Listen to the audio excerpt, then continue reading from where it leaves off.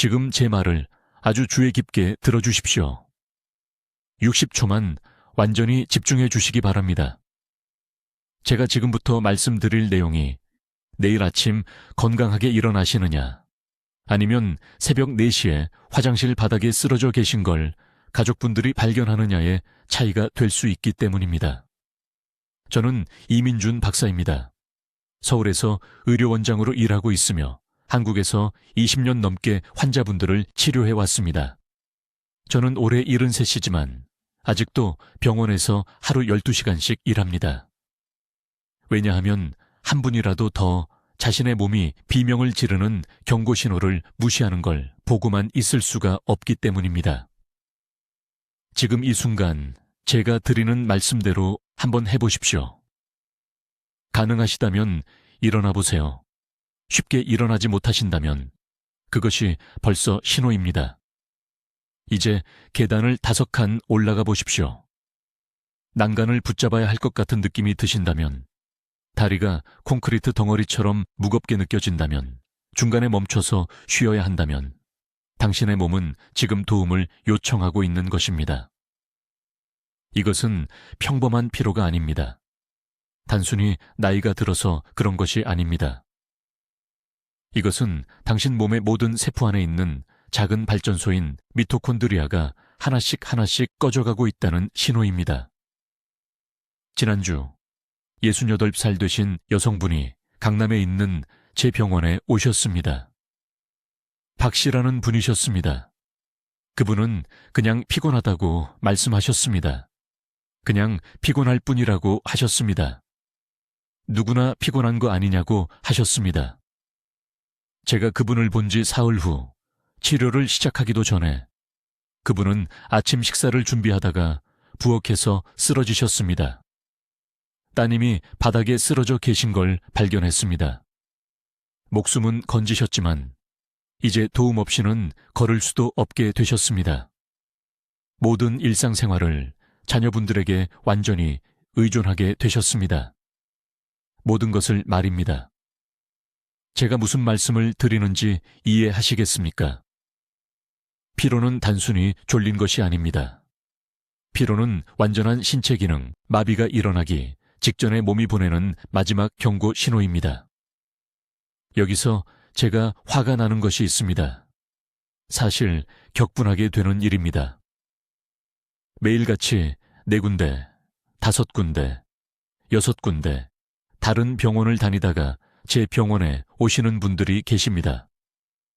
그분들은 잠을 더 자라는 소리, 커피를 덜 마시라는 소리, 스트레스를 줄이라는 소리를 들으셨습니다. 이건 완전히 헛소리입니다. 그 의사들은 증상만 치료하고 있는 겁니다. 피가 철철 흐르는 상처에 작은 반창고 하나 붙이는 격입니다. 저는 한국에서 진료한 20년 동안 만성 피로로 고생하시는 환자분 8,000명 이상을 치료했습니다. 수없이 많은 검사를 해왔습니다. 회복 데이터를 추적해왔습니다. 다른 의사들이 완전히 놓치는 패턴들을 발견해왔습니다. 그리고 저는 탈진 상태를 치료하는 방법에 대한 모든 것을 바꿔놓은 사실을 발견했습니다. 진짜 문제는 수면 패턴에 있지 않습니다. 문제는 당신의 세포들이 굶주리고 있다는 것입니다. 미토콘드리아가 ATP를 생산할 수 없게 된 것입니다. ATP는 당신 몸 전체의 에너지 화폐입니다. 그리고 이것은 정확한 순서로 일어나는 3가지 특정한 붕괴 때문에 발생합니다. 첫째, 미네랄 균형이 무너집니다. 둘째, 일주기 리듬이 산산조각 납니다. 셋째, 미량 영양소 흡수가 완전히 멈춥니다. 대부분의 의사들은 아무것도 검사하지 않습니다. 당신 얼굴을 보고 피곤해 보인다고 생각하고는 수면 위생에 대한 조언이나 해주고 집으로 보냅니다. 하지만 저는 모든 것을 검사합니다. 마그네슘 수치, 아연 비율, 하루 종일의 코르티솔 패턴, 철분 저장량, 비타민 D, 수용체 기능, 코엔자임 Qlen. 이런 것들이 진짜 이야기를 말해주는 지표들입니다. 당신의 검사 결과에서 정확한 결핍 패턴을 찾아내면 저는 정확히 어떤 생체 시스템이 고장났는지 그리고 어떻게 고쳐야 하는지를 정확하게 말씀드릴 수 있습니다. 외국에서 들여온 비싼 영양제로 하는 게 아닙니다. 복잡한 의료 시술로 하는 것도 아닙니다.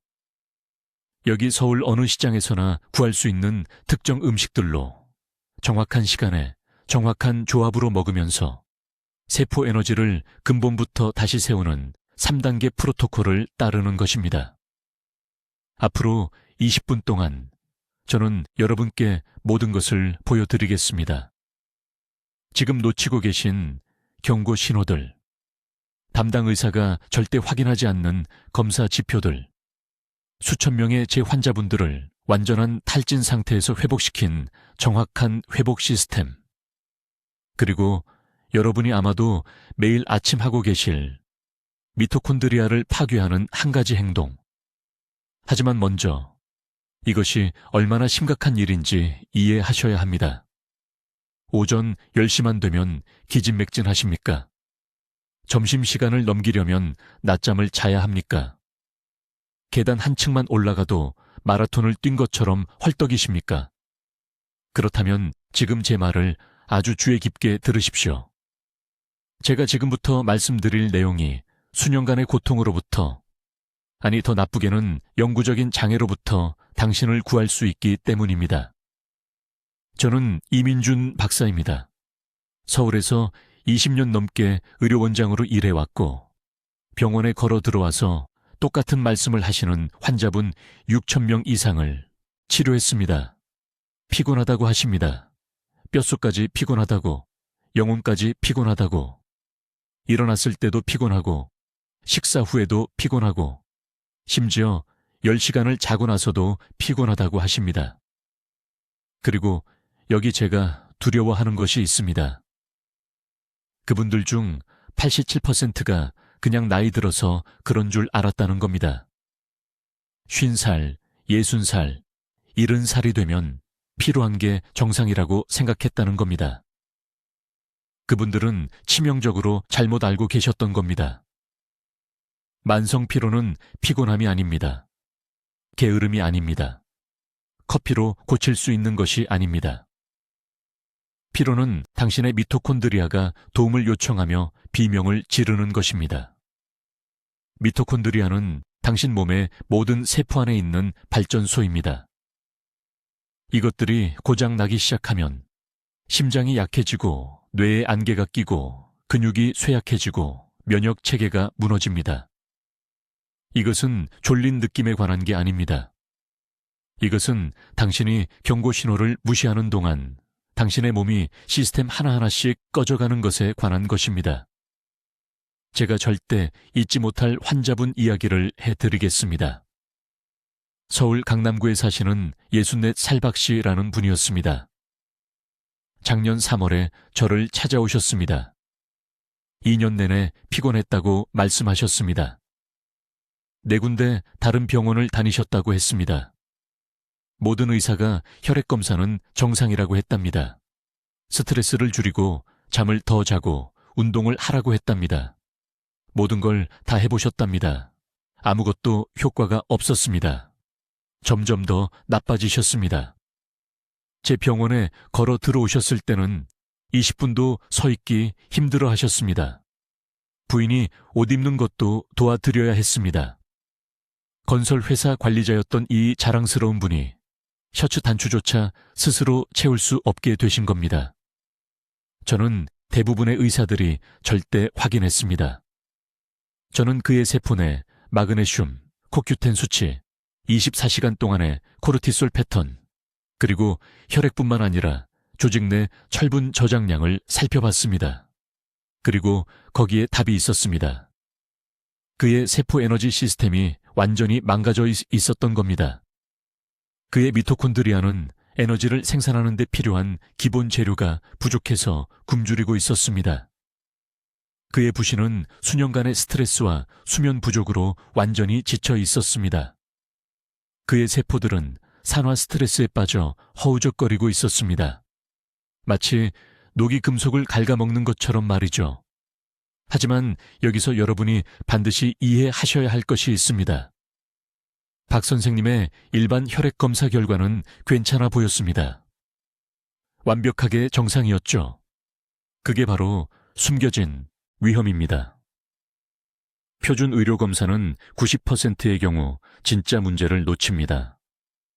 담당 의사는 갑상선을 확인하고 혈당을 확인하고 걱정스러운 게 없다고 판단하면 집으로 돌려보냅니다. 하지만 그 사이에 여러분의 세포 깊은 곳에서는 에너지 공장들이 무너지고 있는 겁니다. 이것이 바로 피로가 단순한 불편함이 아닌 이유입니다. 이것은 천천히 진행되는 의학적 응급 상황입니다. 미토콘드리아가 기능을 잃으면 모든 장기가 고통받습니다. 심장이 효율적으로 펌프질을 하지 못합니다. 뇌가 집중하거나 기억할 수 없게 됩니다. 근육이 재건되는 속도보다 더 빨리 분해됩니다. 소화가 느려집니다. 몸이 감염과 싸울 수 없게 됩니다. 여러분은 약해지고 의존적이 되고 취약해집니다. 그리고 최악의 부분은요. 자녀들이 여러분을 걱정하기 시작합니다. 여러분은 절대 되지 않겠다고 다짐했던 그 짐이 되는 겁니다. 이것을 되돌릴 황금 시간은 바로 지금입니다. 다음 달이 아닙니다. 명절 이후가 아닙니다. 바로 지금입니다.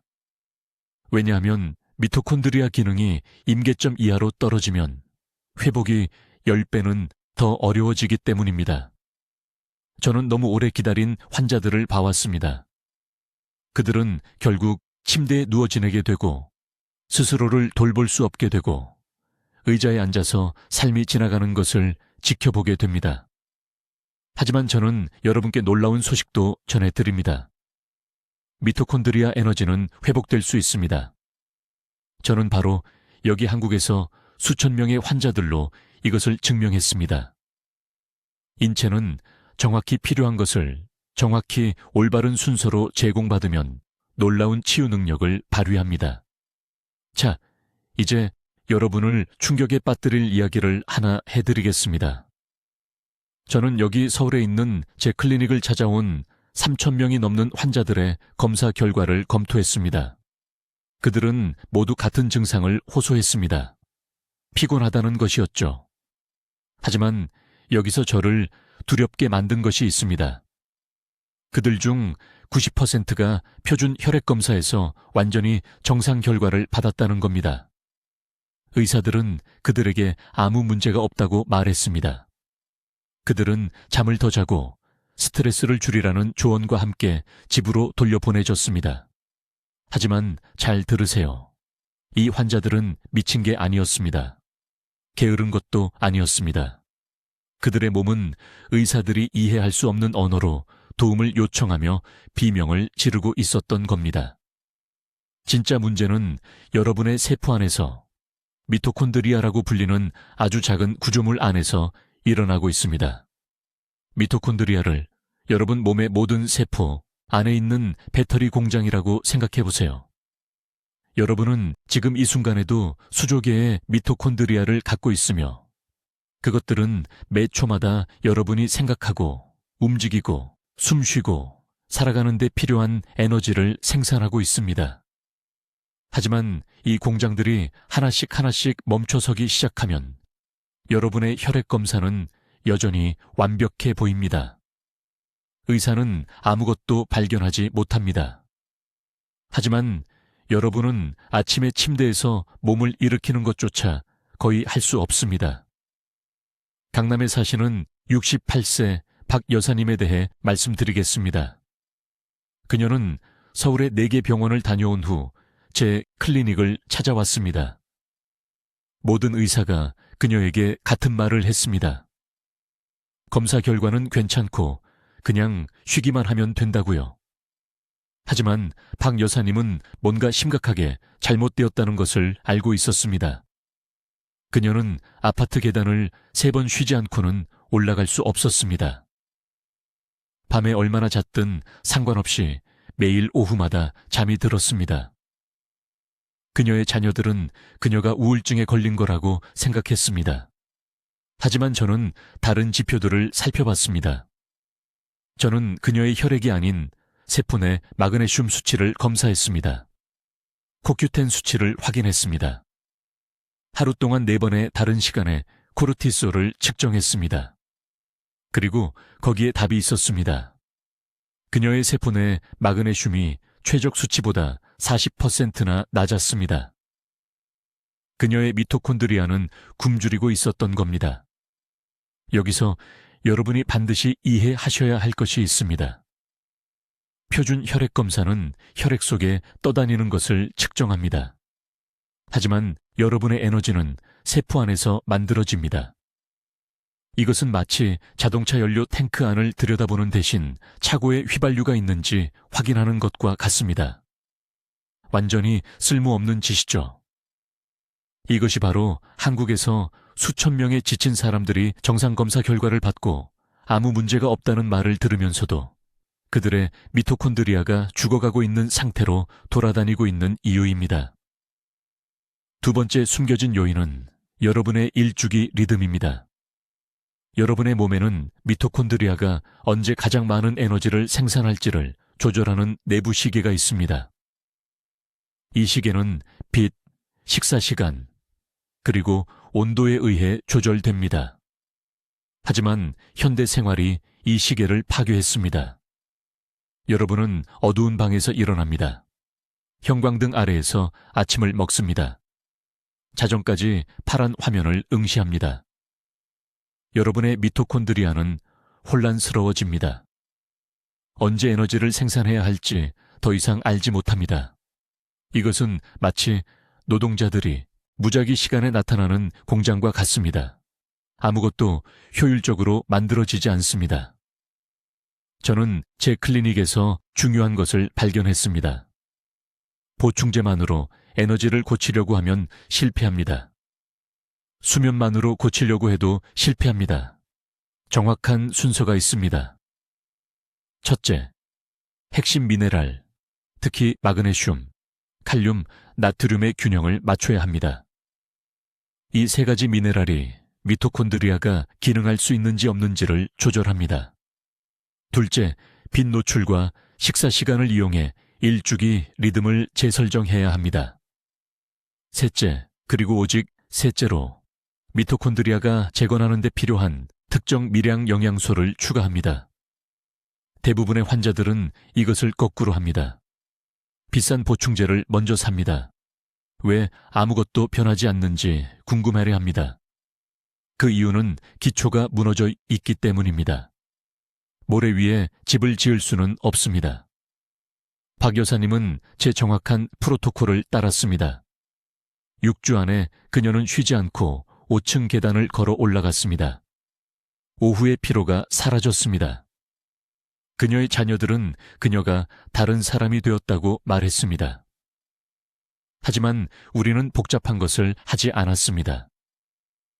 우리는 단순히 그녀의 미토콘드리아에 필요한 것을 올바른 순서로 올바른 시간에 제공했을 뿐입니다. 그러니 지금 자문해 보세요. 내일 아침 일어났을 때 여러분은 에너지가 있을까요? 아니면 또 다른 지친 하루를 질질 끌며 보낼까요? 여러분의 미토콘드리아는 여러분이 귀 기울이기를 기다리고 있습니다. 잘 들으세요. 지금부터 제가 말씀드릴 내용은 완전히 상식과 반대되는 것처럼 들릴 것입니다. 수십 년 동안 서울에 있는 제 병원에 지쳐서 몸을 끌고 오시는 환자분들을 지켜봤는데 그분들이 항상 제일 먼저 하시는 말씀이 똑같습니다. 기력이 더 필요하다고 하십니다. 더 열심히 해야 한다고 하십니다. 더 강한 의지력이 필요하다고 하십니다. 그러면 저는 그 자리에서 멈춰 세우고 그분들의 생명을 구할 진실을 말씀드려야 합니다. 여러분이 피곤한 이유는 기력이 더 필요해서가 아닙니다. 여러분의 몸이 이미 고장난 기계로 에너지를 만들어내려고 스스로를 태우고 있기 때문에 피곤한 것입니다. 이것을 가능한 한 쉽게 설명해 드리겠습니다. 여러분, 몸속의 모든 세포 안에는 미토콘드리아라고 불리는 작은 발전소가 있습니다. 지금 이 순간 여러분이 이 말을 듣고 계시는 동안에도 이것들은 산소와 영양소를 세포 에너지로 바꿔야 합니다. 하지만 아무도 말해주지 않는 사실이 있습니다. 이 미토콘드리아가 손상되거나 필요한 특정 미네랄이 부족하면 단순히 속도가 느려지는 것이 아닙니다. 에너지 대신 독성 노폐물을 만들어내기 시작합니다. 여러분의 몸은 힘을 만드는 대신 독을 만드는 공장이 되는 것입니다. 저는 지난 20년 동안 한국에서 만성피로로 고생하시는 환자분 4,000명 이상을 치료했습니다. 그리고 패턴은 항상 똑같습니다. 환자분들은 매일 커피를 3잔, 4잔, 5잔씩 마시며 오십니다. 비타민 보충제를 드십니다. 억지로 운동을 하십니다. 그런데 이 모든 행동 하나하나가 문제를 재앙적으로 더 악화시키고 있습니다. 왜 그럴까요? 지친 말에게 채찍질을 하고 계시기 때문입니다. 미토콘드리아는 이미 도와달라고 비명을 지르고 있는데 여러분은 똑같이 고장난 도구로 더 열심히 일하라고 요구하고 계십니다. 이제 매우 중요한 것을 이해하셔야 합니다. 미토콘드리아가 기능하기 위해 절대적으로 필요한 3가지 특정 미네랄이 있습니다. 마그네슘, 철분, 아연입니다. 알약 형태가 아닙니다. 여러분이 생각하시는 양도 아닙니다. 세포 수준에서 흡수되어야 하는 매우 정확한 비율입니다. 제가 필요한 환자분들의 혈액을 검사하면 87%가 혈액 검사에서 이 미네랄들의 정상 수치를 보입니다. 하지만 그분들의 세포는 굶주리고 있습니다. 이것이 숨겨진 위기입니다. 미네랄은 혈류에 떠다니고 있지만 미토콘드리아가 죽어가고 있는 세포 안으로 들어갈 수 없습니다. 그리고 무엇이 이 흡수를 막는지 아십니까? 바로 여러분이 피로와 싸우기 위해 하고 있는 바로 그것들입니다. 카페인은 마그네슘을 빼앗아갑니다.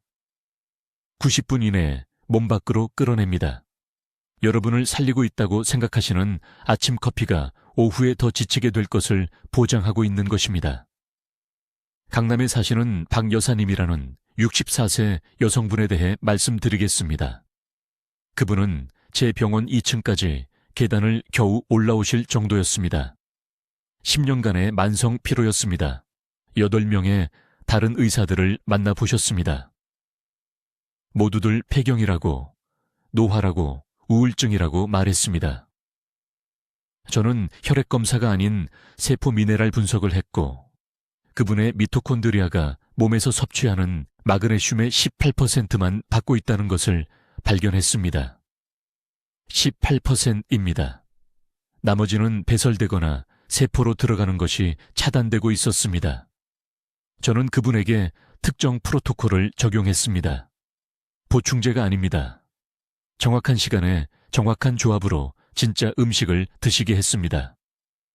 6주 만에 그분은 제 진료실로 걸어 들어오셔서 주말에 북한산을 등산했다고 말씀하셨습니다. 6주입니다. 10년간의 고통이 미토콘드리아를 제대로 먹였더니 끝난 것입니다. 여러분이 반드시 이해하셔야 할 것이 있습니다. 여러분의 피로에는 순서가 있습니다. 먼저, 미네랄 운반이 실패합니다. 그 다음, 미토콘드리아가 에너지는 덜 생산하고 산화 스트레스는 더 많이 만들기 시작합니다.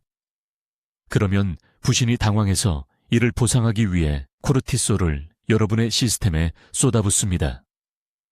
그 다음 코르티솔이 낮아야 할 때 높기 때문에 수면 구조가 무너집니다.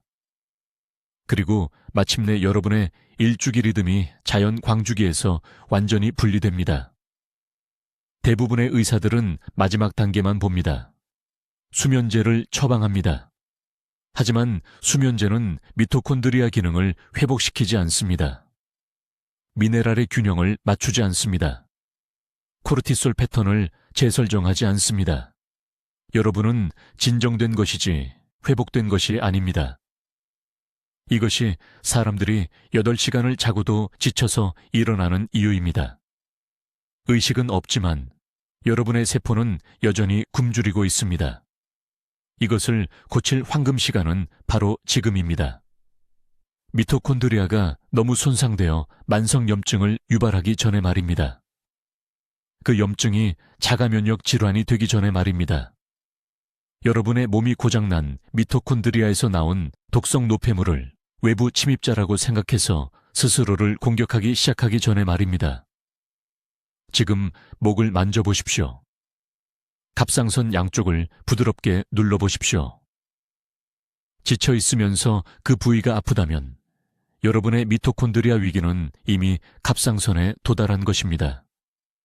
여러분이 생각하시는 것보다 시간이 없습니다. 이제 여러분, 주의 깊게 들어주십시오.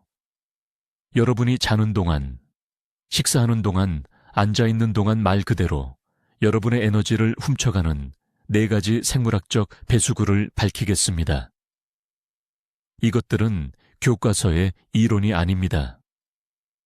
지난 20년 동안 서울에서 3,000건 이상의 피로 사례에서 제가 정확히 확인한 에너지 도둑들입니다. 그리고 의료 책임자로서 저를 두렵게 하는 것이 있습니다. 지친 환자분들의 87%가 정기검진에서 정상 혈액검사 결과를 받았습니다. 정상이라고요. 의사들은 아무 문제가 없다고 말하며 집으로 보냈습니다.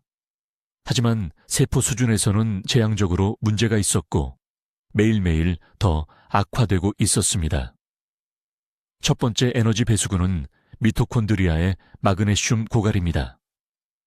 이제 마그네슘에 대해 알고 계시다고 생각하시는 모든 것을 잊으십시오.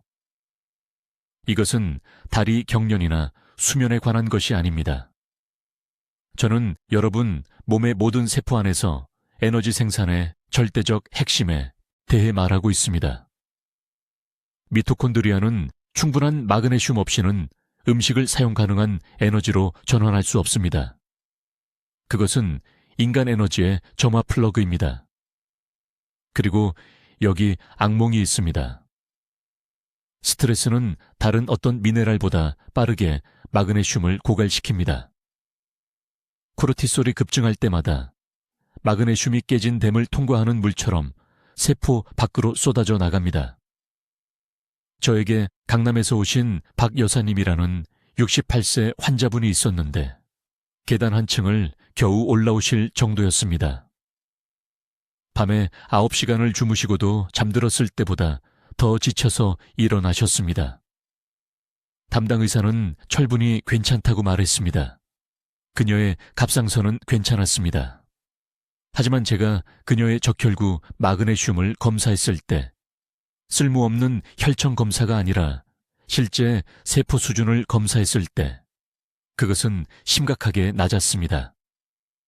적절한 마그네슘 보충을 시작한 지 6주 만에 그녀는 매일 3km를 걷고 있었습니다. 해결책은 약국에서 무작위로 사는 마그네슘 알약이 아닙니다. 마그네슘 글리시네이트가 필요합니다. 특히 저녁 식사와 함께 400mg을 복용해야 합니다. 이 형태만이 실제로 세포 안으로 들어가기 때문입니다. 대부분의 사람들이 사는 마그네슘 옥사이드는 설사만 일으키고 에너지에는 아무런 도움이 되지 않습니다. 두 번째 에너지 고갈 원인은 조직으로의 산소 전달 장애입니다.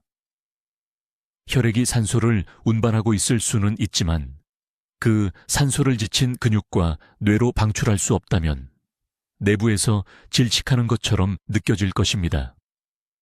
이것을 보어 효과라고 하며 혈액 내 이산화탄소 수치에 전적으로 달려 있습니다. 피곤한 사람들 대부분은 자신도 모르게 만성적으로 과호흡을 합니다. 하루 종일 얕은 흉식 호흡을 하는 것입니다. 저는 즉시 알아볼 수 있습니다. 숨을 쉴 때 어깨가 올라간다면 잘못하고 있는 것입니다. 실제로 에너지 위기를 만들고 있는 것입니다. 최 선생님이라는 72세 남성이 분당에 있는 제 병원에 오셨습니다. 은퇴한 교사셨습니다. 매일 오후마다 진흙 속을 걷는 것 같다고 하셨습니다. 30초 동안 그분의 호흡을 관찰하고 정확히 무슨 일이 일어나고 있는지 알았습니다. 코로만 호흡하기, 깊은 복식 호흡을 가르쳐 드렸습니다. 코로 5초 들이쉬고 7초 내쉬기, 매일 아침 20회. 11일 만에 오후 피로가 사라졌습니다. 11주가 아닙니다. 11일입니다. 지금 여러분의 호흡 패턴은 세포에 연료를 공급하고 있거나 굶주리게 하고 있습니다. 세 번째 에너지 도둑은 철분 재활용 실패입니다. 이제 모두가 철분 결핍에 대해 생각하지만 제가 말하는 것은 그게 아닙니다.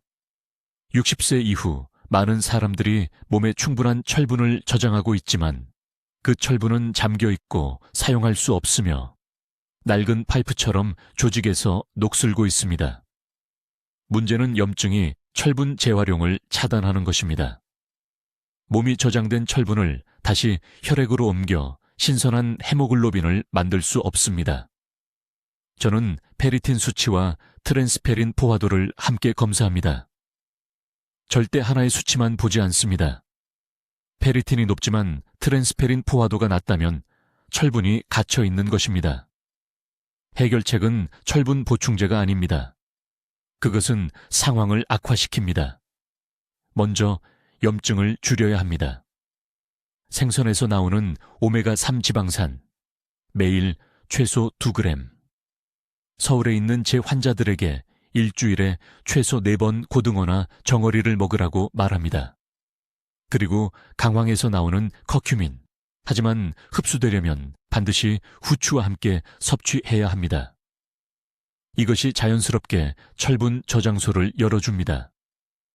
네 번째이자 가장 간과되는 에너지 고갈 원인은 근육세포의 산도 불균형입니다. 스트레스, 나쁜 식단, 얕은 호흡으로 세포가 너무 산성화되면 에너지 생산이 무너집니다. 중탄산염 완충이 필요합니다. 제가 찾은 가장 간단한 해결책은 매일 아침 천일염 한 꼬집과 레몬즙을 넣은 물을 마시는 것입니다. 이것은 민간요법이 아닙니다. 생화학입니다. 신장이 세포 산도를 조절하고 하루 종일 에너지 생산을 지원하는 데 도움이 됩니다. 이 네 가지 원인은 함께 작용합니다. 순서대로 고치면 에너지가 밑바닥부터 회복됩니다. 이제 여러분을 놀라게 할 것을 보여드리겠습니다. 피로가 절대 사라지지 않는 가장 큰 이유는 여러분이 생각하는 것이 아닙니다. 나이가 아닙니다. 스트레스도 아닙니다. 심지어 수면 부족도 아닙니다. 지금 여러분의 몸속에 숨어 있는 진짜 범인은 너무 심각한 미네랄 불균형이어서 세포가 말 그대로 에너지를 굶주리고 있는 것입니다. 그리고 다음 몇 분 안에 그것을 증명해 보이겠습니다. 주의 깊게 들어보십시오. 저는 이민준 의사입니다. 서울대학교 병원에서 23년 동안 8,000명이 넘는 환자들이 똑같은 증상을 호소하며 제 진료실을 찾아왔습니다. 탈진, 아무리 쉬어도 절대 사라지지 않는 뼛속 깊은 피로. 그리고 저를 가장 놀라게 한 것이 무엇인지 아십니까? 올바른 검사를 했을 때 그들 중 92%가 똑같은 세 가지 미네랄 결핍을 가지고 있었습니다. 하나가 아닙니다. 둘도 아닙니다. 세포에서 빠져있는 세 가지 중요한 미네랄이며 이전 의사들은 그것을 검사하지 않았습니다. 매일 아침 피곤하게 일어난다면 지금 여러분의 몸속에서 일어나고 있는 일은 이것입니다.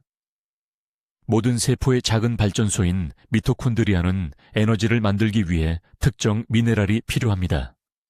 공장이라고 생각하십시오. 이 공장이 기능하려면 세 가지 필수 원재료가 필요합니다.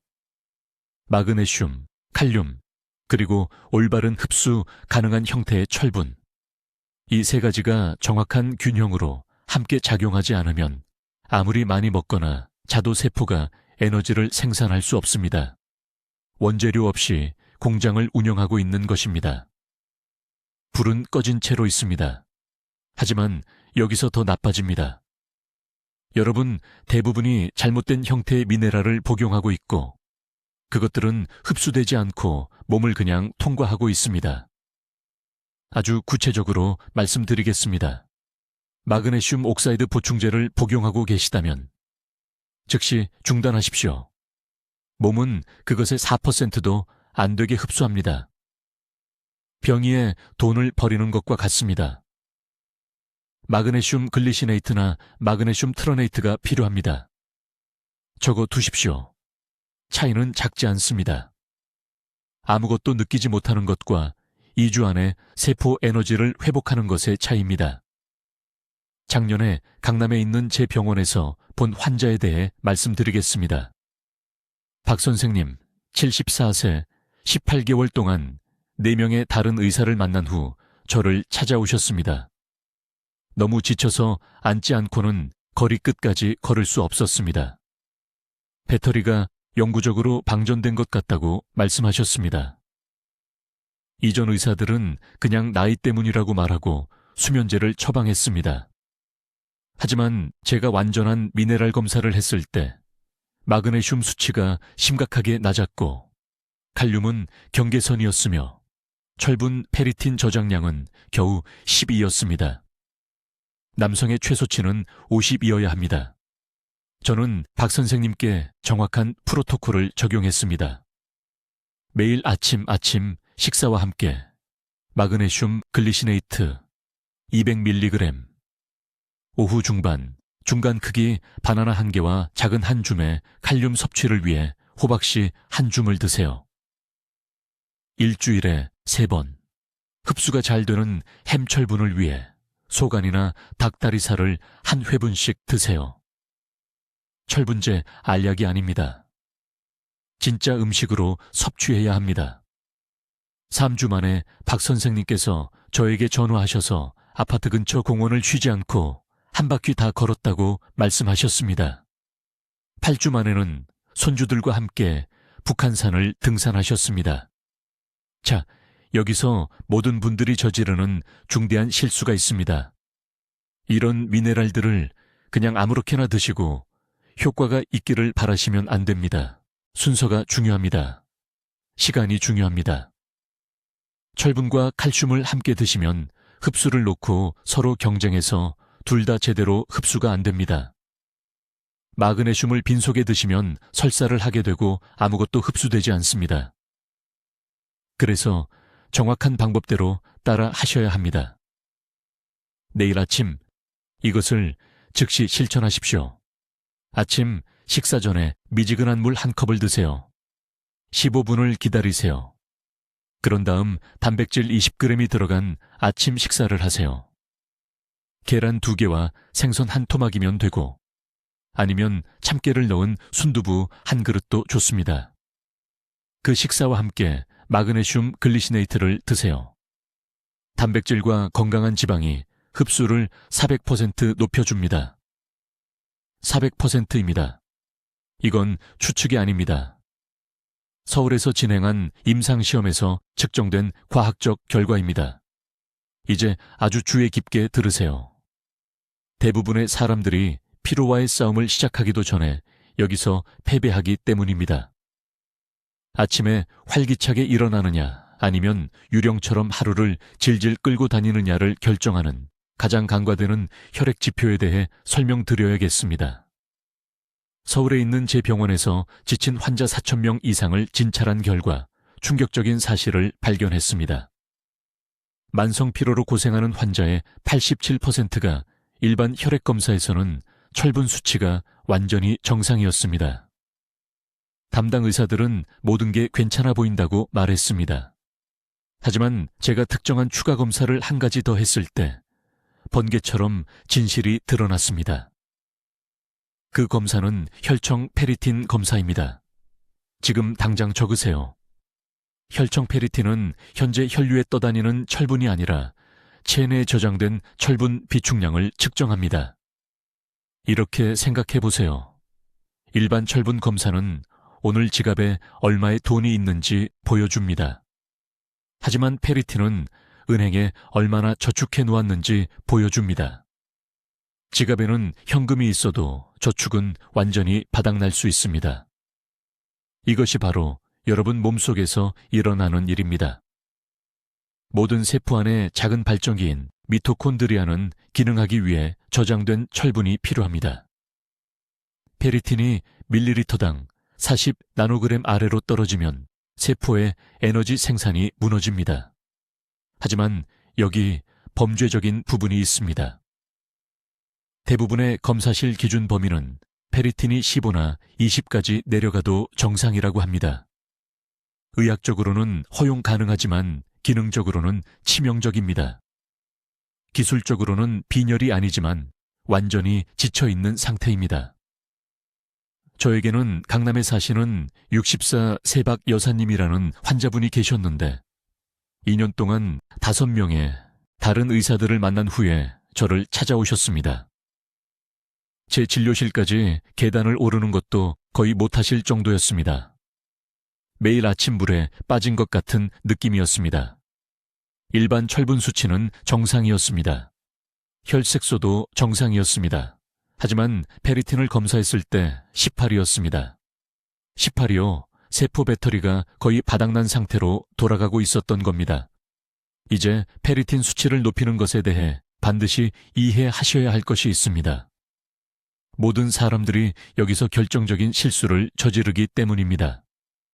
철분 보충제만으로는 이것을 고칠 수 없습니다. 사실 올바른 보조 영양소 없이 철분 보충제를 복용하는 것은 기름을 탱크에 넣는 대신 바닥에 붓는 것과 같습니다. 쓸모 있는 곳으로 가지 않고 독성 부산물만 만들어냅니다. 페리틴을 제대로 회복하려면 3가지 요소가 동시에 함께 작용해야 합니다. 첫째, 흡수 가능한 철분. 둘째, 철분 흡수를 돕는 비타민C. 셋째, 조직에서 철분을 실제로 운반하고 활용하는 구리와 비타민 B군. 이것이 90%의 의사들이 완전히 놓치는 황금 순서입니다. 제가 박 여사님과 수백 명의 다른 환자들에게 사용한 정확한 방법을 알려드리겠습니다. 매일 아침 식사 30분 전에 삶은 계란 1개를 드세요. 노른자에는 흡수가 잘 되는 햄철분과 필요한 구리가 들어 있습니다. 계란을 먹은 직후에 빨간 피망반개나 작은 토마토 1개를 드세요. 이렇게 하면 위산 문제를 일으키지 않으면서 정확히 적절한 양의 비타민C를 섭취할 수 있습니다. 그런 다음 다른 것을 드시기 전에 그 30분을 기다리세요. 이 시간 조절이 절대적으로 중요합니다. 다른 음식들이 철분 흡수를 방해하기 때문입니다. 점심에는 손바닥만한 크기의 소고기, 조개 또는 정어리를 포함하세요. 고기를 안 드신다면 두부, 2회분과 호박씨를 반드시 드셔야 합니다. 하지만 경고합니다. 식물성 철분은 페리틴 수치를 회복하는데 2배의 노력이 필요합니다. 이건 의견이 아닙니다. 생화학적 사실입니다. 여러분을 놀라게 할 부분이 있습니다. 매일 오후에 다크초콜릿 작은 조각 1개를 드셔야 합니다. 즐거움을 위해서가 아닙니다. 물론 그것도 좋긴 하지만요. 다크초콜릿에는 구리와 저장된 철분을 산화 손상으로부터 보호하는 화합물이 모두 들어 있습니다. 최소한 70% 카카오가 함유된 초콜릿을 선택하세요. 몸의 흡수 능력이 최고조에 달하는 오후 2시에서 4시 사이에 드세요. 페리틴을 재건하는 3달 동안은 이 음식들을 완전히 피하세요. 식사 2시간 전후로 차나 커피를 마시지 마세요. 탄닌이 철분과 결합해서 쓸모없게 만듭니다.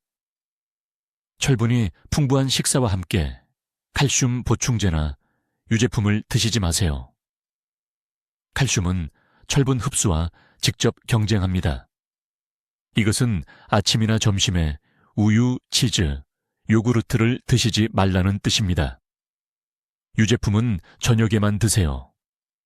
8주 만에 박 여사님의 페리틴이 53까지 올랐습니다. 그날 아침 4층 계단을 장 본 것을 들고 올라오시고 웃으면서 제 진료실에 들어오셨습니다. 이건 기적이 아닙니다. 정확한 영양생화학을 올바르게 적용한 결과입니다. 이번 주에 페리틴 수치를 검사하세요. 이 특정 검사를 요구하세요. 여러분의 활력이 여기에 달려 있습니다. 자, 여러분, 제가 지금부터 말씀드릴 내용을 아주 주의 깊게 들으세요. 이것이 바로 골든 타임입니다. 제가 앞으로 몇 분 동안 나누는 내용이 내일 아침 활기차게 일어나느냐, 아니면 반쯤 죽은 느낌으로 하루를 질질 끌며 계속 지내느냐를 결정할 것입니다. 저는 이민준 박사입니다. 20년이 넘는 시간 동안 제 병원에서 지친 수천 명의 환자들을 치료해왔습니다, 서울에서. 그리고 저는 대부분의 의사들이 절대 말해주지 않는 것을 발견했습니다. 제가 지금부터 알려드릴 치료법은 제게 절박하게 찾아온 환자들에게 사용하는 것과 똑같은 방법입니다. 어떤 분들은 주차장에서 제 진료실까지 걷는 것조차 힘들어서 중간에 앉아서 쉬어야 했습니다. 분명하게 말씀드리겠습니다. 내일 아침부터 3가지 구체적인 행동을 반드시 실천하셔야 합니다. 다음 주가 아닙니다. 의욕이 생길 때가 아닙니다. 내일입니다. 왜냐하면 지금 이 순간에도 여러분의 미토콘드리아가 죽어가고 있고, 일단 임계점에 도달하면 아무리 쉬어도 에너지를 되찾을 수 없기 때문입니다. 첫 번째 행동. 매일 아침 정확히 16시 30분에 미지근한 물 400ml에 천일염 4분의 1티스푼을 녹여서 마셔야 합니다. 식탁용 소금이 아닙니다. 천일염입니다. 이것은 20분 이내에 세포의 미네랄 비율을 재조정하고 부신의 신호를 보내 코르티솔 패턴을 재설정합니다. 여러분의 몸은 비상 스트레스 호르몬으로 버텨왔는데 이 한 가지 단계가 그 악순환을 끊어줍니다. 아무것도 드시기 전에, 커피 전에, 휴대전화를 확인하기 전에 이것을 하십시오. 두 번째 행동. 정오부터 오후 1시 사이에 흡수가 잘 되는 단백질 60g을 드셔야 합니다. 그것은 손바닥 2개 크기의 연두부, 또는 계란 3개, 또는 중간 크기 생선 한 토막을 찐 것입니다. 구운 것이 아닙니다. 튀긴 것이 아닙니다. 찐 것입니다.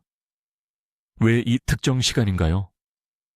소화 효소가 한낮에 최고조에 달하고 미토콘드리아가 에너지 생산 기능을 재건하기 위해 바로 이 아미노산이 필요하기 때문입니다. 대부분의 분들이 잘못된 시간에 단백질을 섭취하고 있어서 몸이 그것을 사용조차 할 수 없습니다. 세 번째 행동.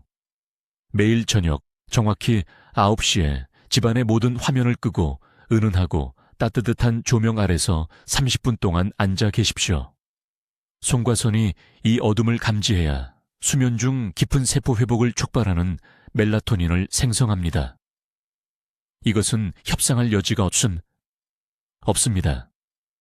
미토콘드리아는 특정 수면 주기 동안에만 재생되며 인공 조명은 이 전체 과정을 파괴합니다. 이제 이것들을 적으십시오. 여러분의 약속이 필요합니다.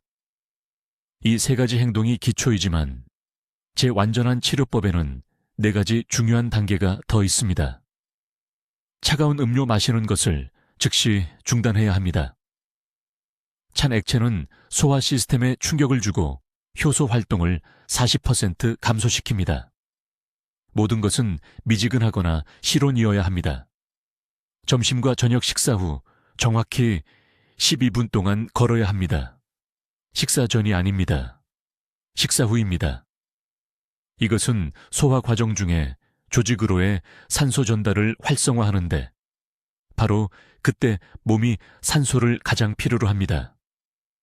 매일 중간 크기 토마토 2개를 드셔야 하며 가급적 아침 식사 때 드십시오. 토마토에는 미토콘드리아 막을 산화 손상으로부터 보호하는 특정 화합물이 들어 있습니다. 그리고 마지막으로 오늘 부엌에서 모든 가공식물성 기름을 없애야 합니다. 버리십시오. 이 기름들은 세포막을 독성화하고 에너지 생산을 불가능하게 만듭니다. 저는 부산에 있는 제 병원에 너무 지쳐서 손자의 학교 행사에 참석하는 것조차 그만둔 67세 박 씨를 치료했습니다. 그분은 인생이 끝났다고 생각했습니다. 이 정확한 치료법을 90일 동안 따른 후 이제 그분은 매주 주말마다 산에 오릅니다. 지금이 여러분의 골든타임입니다. 여러분의 몸이 지금 도움을 외치고 있고 저는 정확한 해답을 드렸습니다. 이 피로의 안개 속에서 사는 것을 하루도 더 지나가게 하지 마십시오. 아래 댓글에 나는 내 에너지를 회복할 것이다 라고 입력하십시오. 이것은 여러분 자신과 가족에 대한 약속입니다. 그들은 여러분이 강하고 함께 있기를 원하지 피로 속으로 사라지는 것을 원하지 않습니다. 고통받고 있는 사람들과 이 영상을 공유하십시오. 오늘 그들의 생명을 구할 수 있습니다. 여러분의 에너지는 돌아오기를 기다리고 있습니다. 이제 그것을 되찾을 정확한 지도를 갖게 되셨습니다. 댓글로 말씀해 주십시오. 이 박사의 치료법 중 어떤 것부터 시작하시겠습니까? 미네랄 수치 검사, 수면 일정 재설정, 또는 에너지 패턴 추적. 여러분의 첫 단계가 궁금합니다. 이러한 중요한 건강 정보를 계속 배우시려면 구독해 주시고 피로로 고생하는 친구와 가족에게 이 영상을 공유해 주십시오. 듣기만 해도 현명해지는 우리 채널을 시청해 주셔서 감사합니다.